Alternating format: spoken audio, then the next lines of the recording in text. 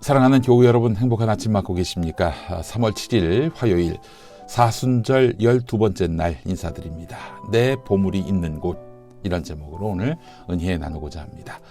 자, 오늘 사순절 평화 발자국은요, 애국자가 없는 세상이란 노래를 듣는 그런 미션인데요. 자, 아래 더 보기에 사순절 평화 발자국 미션 2022 평화의 나무 합창단 기획공연 애국자가 없는 세상 동영상 링크해 놓았습니다. 여러분 꼭 감상하시기 바라겠습니다. 자, 애국자가 없는 세상, 이 노래 가사를 한번 음미해 볼까요? 이 세상 어느 나라에도 애족자가 없다면 세상은 평화로울 것이다.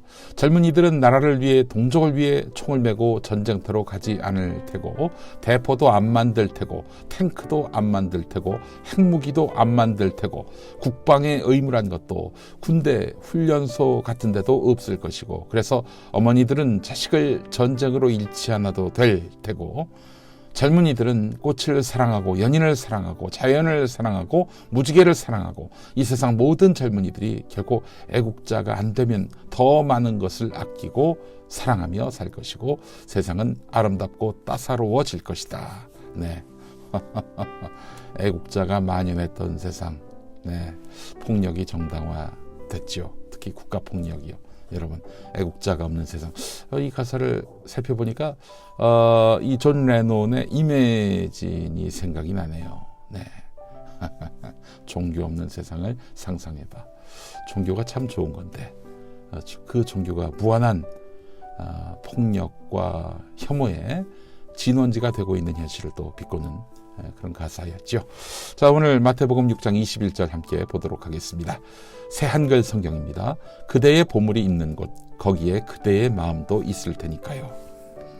오늘 그 말씀과 삶에 나온 윌리엄 피터의 예화를 읽어보도록 하겠습니다.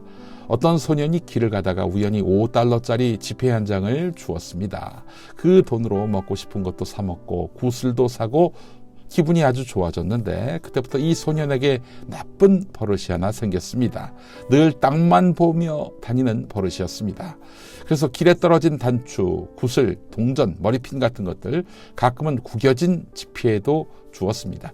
그렇게 이 소년이 한평생 땅만 보고 다닌 결과로 얻은 것, 단추 29,519개, 머리핀 54,172개, 동전 수천 개 등이었지만, 그 대신 그는 푸른 하늘에 빛나는 태양을 보지 못했고, 뭉게구름과 철새들을 한 번도 보지 못했고, 아름다운 꽃들을 제대로 감상한 적도 없었다는 이야기입니다. 여러분, 그 명심보감의 성심편을 보면요, 이 성심이 반성하다 할 때 성, 성찰하다 할 때 성이죠.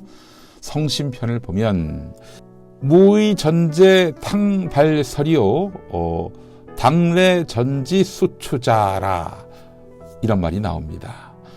의롭지 못한 돈과 재물은 끓는 물을 눈에 붓는 격이요, 즉 금방 없어진다는 뜻이죠. 의롭지 않은 재물은 끓는 물 위에 뿌려지는 눈과 같다라고 풀이할 수 있겠습니다. 재물은 뜬 구름 같은 것이라고 말하지요. 자, 120간짜리 사랑채를 쓰면서 떵떵거리던 부자로 일제강점기 때 전남 강진의 갑부 김충식을 소개한 경향신문 여적 칼럼에서 인용해 보겠습니다.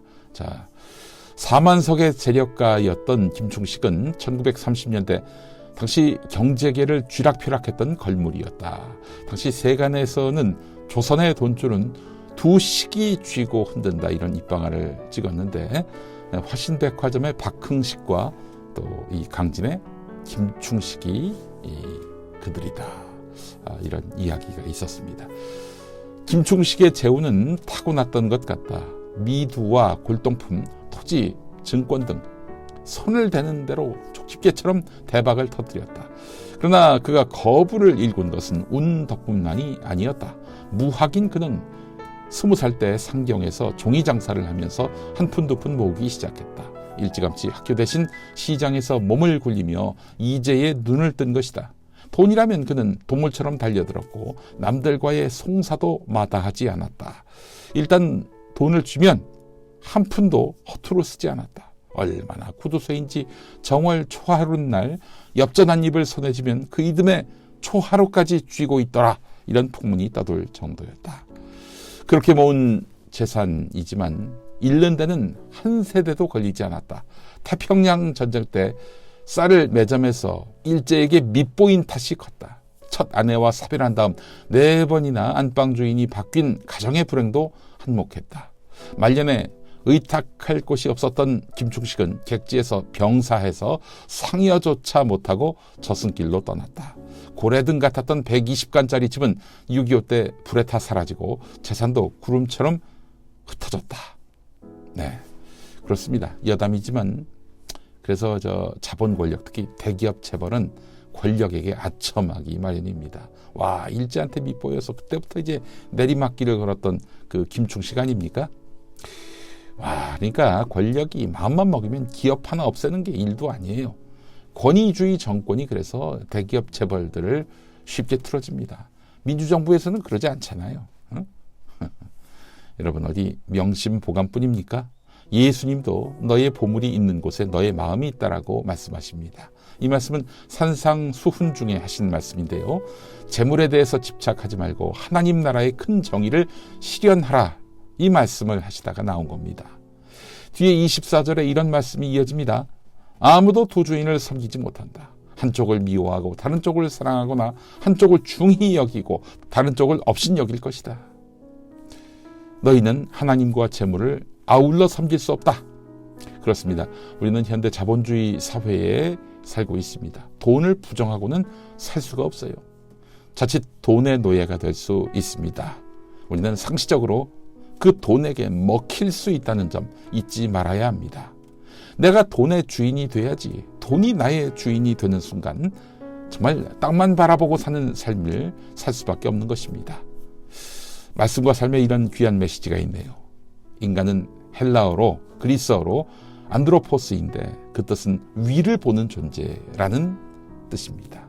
동물과 인간의 차이는 땅만 보느냐, 하늘을 보느냐에 있습니다. 하늘을 본다는 것의 의미는 종교적, 영적인 것을 추구한다는 뜻이고, 또 눈에 보이지 않는 가치를 지향한다는 뜻이고, 신에게 끊임없이 질문하면서 더 나은 삶으로 나아간다는 뜻입니다. 그렇습니다. 하늘을 바라보는 자, 돈에 먹히지 않습니다. 땅을 바라보는 자, 하나님과 무관한 삶을 삽니다. 너무 철학적입니까? 땅에서 손해보더라도 정의를 실현하고 평화를 실현하고 사랑을 실현한다면, 눈에 보이지 않는 가치를 실현한다면, 네, 이 손해 기꺼이 감당할 수 있어야 한다는 겁니다. 그게 돈에 먹히지 않는 삶입니다. 하늘의 보물을 쌓는 삶입니다. 만약 그런 숭고한 가치를 실현하다가 손해를 본다면 하나님이 그냥 넘어가지 않으십니다. 그걸 다 하늘의 보물로 쌓아두십니다. 그리고 하나님 나라 갔을 때 그 보물을 상급으로 주세요. 아니, 상급도 아니죠. 야, 빌린 거 이자 쳐서 너한테 준다, 이러면서 안겨주실 겁니다. 네, 하늘의 보물을 쌓는 우리가 됩시다. 함께 기도하시겠습니다.